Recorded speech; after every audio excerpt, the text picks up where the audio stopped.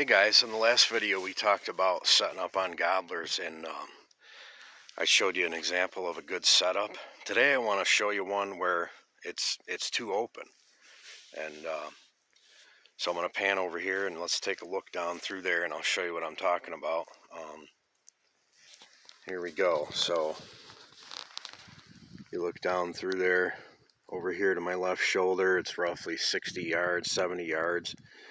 Up on that other side hill up there, right up in there, where a gobbler, if he comes in and you called to him and he comes in and you don't have a decoy out here and you're sitting here at this tree, even though it's a big tree and your back's hidden, he gets up on that ridge and he's strutting around, he's probably going to stop. He's going to look, and first of all, he's going to look right over here and see that there's no hen here. And so that right there is a red flag to him immediately. And if he's a bird that's had any kind of hunting pressure, you know, he's probably just going to hang up and then drift back over the hill.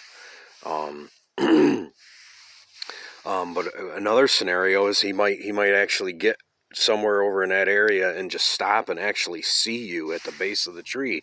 Even though you're in camouflage, you know what I mean? They can still make you out like that, because there's no cover in between us, and he can just see a straight line right to you. So this is a bad example of a setup right here, and I would say 9 times out of 10, you know what I mean, you might have a good hunt, you might hear him and see him, but you're probably not going to kill him, because you're going to see him out there 80 yards and he's probably most likely going to walk off.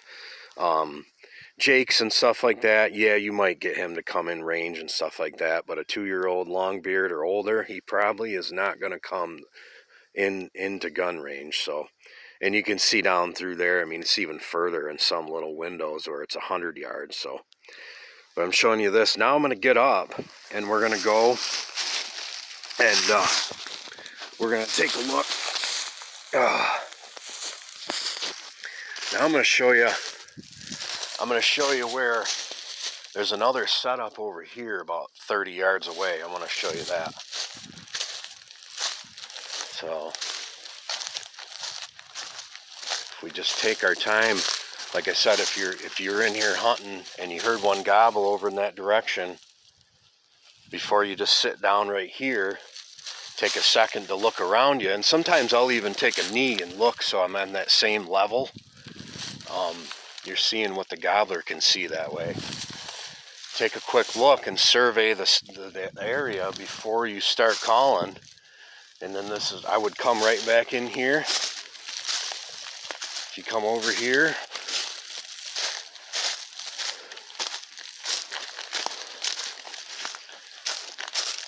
right here, so all you got to do is run back, 20, 30 yards, and there you go. Look at this. Now we're right here. I got this log coming down. It hides me. I love setups like this. I've got support for my leg, for my knee. It's stable. I've got an armrest for my gun. I'm hid super good. It's a nice big tree. But more importantly, look right out in front of us here. Right, bingo, okay? Look how much the terrain changed by me coming back here 30 yards. Now instead of being able to see that big long ridge, it cuts it all off, and there's that dip, that little bit of dip where I was on the edge of it. And now I'm back here, and I'm 30 yards back from the edge of that dip. And so that gobbler's over there gobbling, looking. He can't see the hen. He knows he can't. Now he's got to come up that hill. He's got to, once he comes up, if he really wants to find her, he's going to come up and pop his head up, and he's going to be roughly 30 yards, and you're waiting for him, and bingo, you got him. So just a real good example. I'll try and show more. Yeah, there's another one I want to do soon about trees that are too close in front of you. And I've had them come in. The bird will use that to come right in. Right there, that ain't bad at all. But you've got other ones where the tree's a lot bigger, and he'll put that in between as a line. He'll come right to 10 yards. If it's 10 yards, he'll pop around the other side, and that's a bad situation. If it's out there 15 yards or more, you're fine. And trees that size are fine. But if they're double that size, it can be a real problem. because this tree you can still see him coming in, you know what I mean, if you just lean one way or the other. So